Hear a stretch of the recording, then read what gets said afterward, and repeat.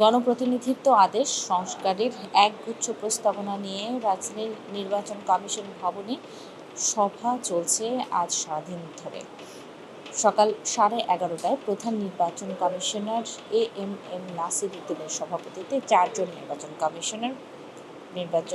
Commission সচিব সহ আনুষঙ্গিক যারা কর্মকর্তা রয়েছেন তাদের নিয়ে সভাকক্ষে এই সভাটি অনুষ্ঠিত হচ্ছে। এর আগে গত বৃহস্পতিবার যেই নির্বাচনের যে রাজনৈতিক দলগুলো এবং প্রার্থীর যে আচরণবিধি সেই বিষয়ের বৈঠক উঠে আসলেও সেই বিষয়গুলো বৈঠকে উঠে আসলেও এই আরপিও নিয়ে কোনো সিদ্ধান্তে আসতে পারেনি নির্বাচন কমিশন। এই আজকের যে বৈঠকটি রয়েছে সেখানে চূড়ান্ত যেই সিদ্ধান্ত সেটি নেওয়া হবে বলে জানিয়েছে নির্বাচন কমিশনার। ত্রয়োদশ সংসদ নির্বাচনে যে এআই এর যে অপব্যবহার রয়েছে সেটি রোধ করতে একটি বিধিমালার প্রস্তাবনা কথা রয়েছে সেটি আমরা জানতে পেরেছি।